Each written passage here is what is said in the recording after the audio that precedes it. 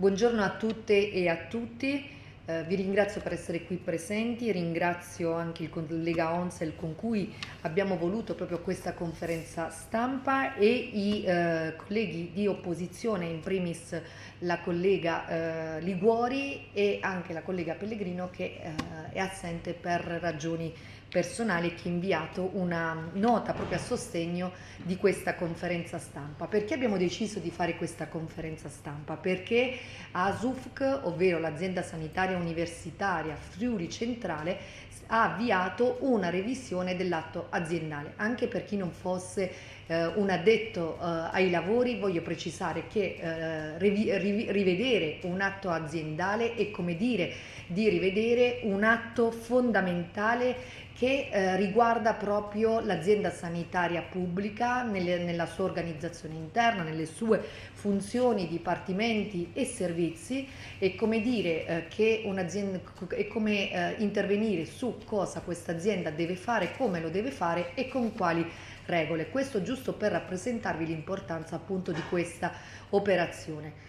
Altro dettaglio non marginale è che questa operazione interviene e fa seguito non all'esigenza di dover adeguare appunto l'atto aziendale precedente ad un nuovo atto normativo, ma soprattutto segue ad una riforma che è intervenuta non più tardi di 3 anni fa. Quindi gli interrogativi che emergono proprio a seguito di questa operazione non possono che essere importanti e non potevamo non assecondare e comunque dare sostegno e una risposta soprattutto alle preoccupazioni delle organizzazioni sindacali e dei professionisti coinvolti, perché sempre nelle retrovie e quindi non per canali istituzionali abbiamo appreso infatti che non sono stati coinvolti in tutta questa pseudo revisione che mette in discussione anche quello che dovrebbe essere quello che viene rappresentato, ovvero un trend positivo e quindi questa revisione ci fa porre degli interrogativi legittimi. Mette in discussione la governance che c'è adesso, ma soprattutto la valenza stessa delle decisioni prese fino adesso e la continuità delle stesse. Sempre per vie tra virgolette traverse abbiamo appreso infatti che questa revisione investirà degli aspetti fondamentali dell'azienda sanitaria, quindi non parliamo soltanto dell'organizzazione dell'azienda stessa, ma dei servizi che a livello finale arriveranno ai nostri stessi cittadini. Interverrà appunto sull'espansione, quindi si interverrà con un'espansione considerevole degli ospedali hub.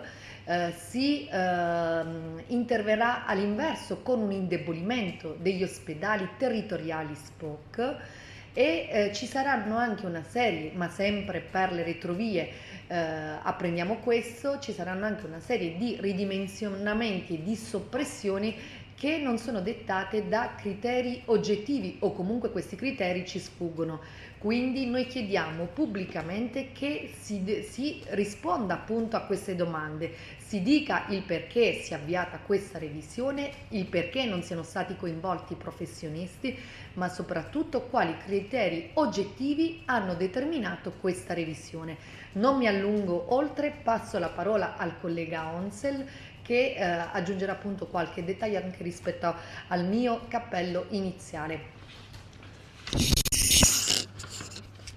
Buongiorno a tutte e a tutti anche da parte mia. È importante essere vicini ai medici e alle organizzazioni sindacali che stanno vivendo un periodo estremamente difficile di organizzazione aziendale. Sappiamo che ci sono state tantissime dimissioni volontarie, tantissima insoddisfazione. I messaggi che l'azienda ha incominciato a dare negli ultimi mesi, diciamo, cercavano di compensare questa profonda insoddisfazione lavorativa, che peraltro noi denunciamo da molto tempo.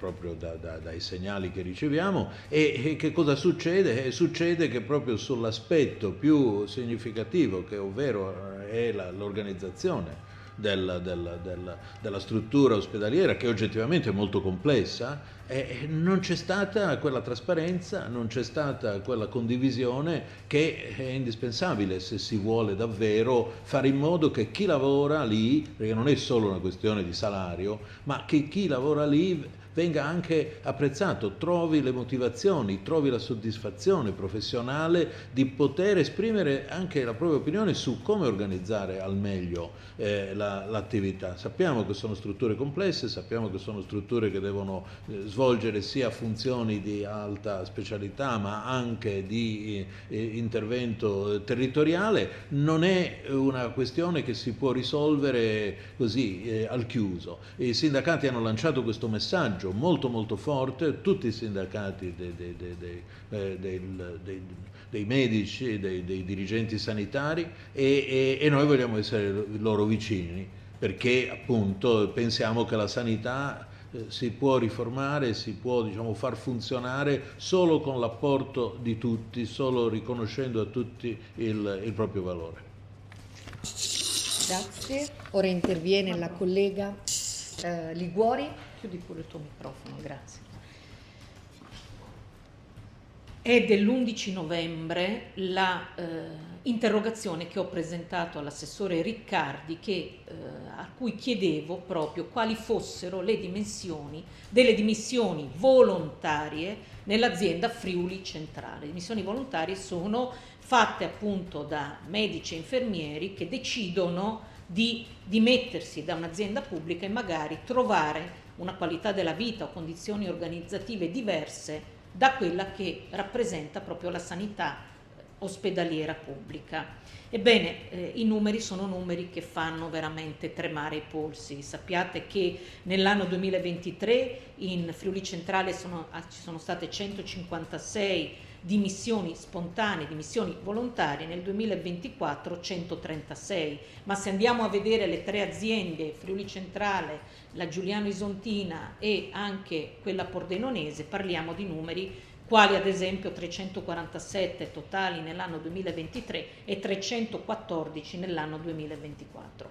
Ma soprattutto l'interrogazione che ho portato in aula mirava al fatto di poter in qualche modo fermare queste dimissioni volontarie, far riflettere naturalmente l'assessorato che fa pianificazione e le aziende sanitarie che fanno organizzazione dei servizi su quali fossero dei correttivi per naturalmente migliorare quella che molte volte è un'organizzazione dei servizi e dei reparti che si fa sentire sulla pelle dei dipendenti. Eppure, guardate, qualche giorno dopo, ovvero il 20 novembre, esce questo comunicato stampa sottoscritto da 5 sigle sindacali che rappresentano i medici che lavorano appunto negli ospedali e parlano, i medici ospedalieri, di quella che è questa riorganizzazione nell'azienda Friuli Centrale, che è l'azienda più grande. Un titolo molto serio, molto severo: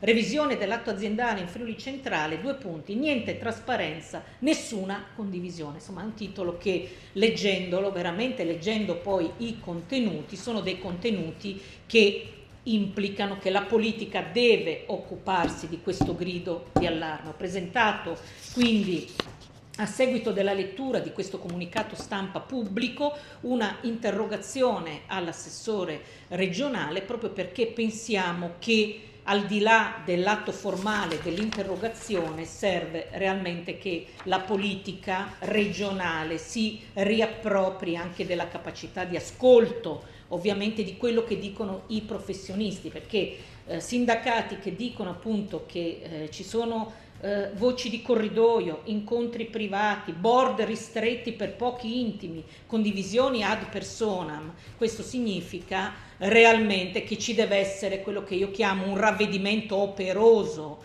nel senso che se una riorganizzazione del Friuli Centrale, di come è organizzata appunto l'azienda più grande della regione, è in atto, vengano appunto ascoltati i professionisti, vengano ascoltati coloro i quali ogni giorno mandano avanti servizi e curano gli ammalati. Concludo ringraziandovi e auspicando che i nostri interrogativi... Se ci sono domande. No. Infatti chiedo se ci sono domande tra i presenti.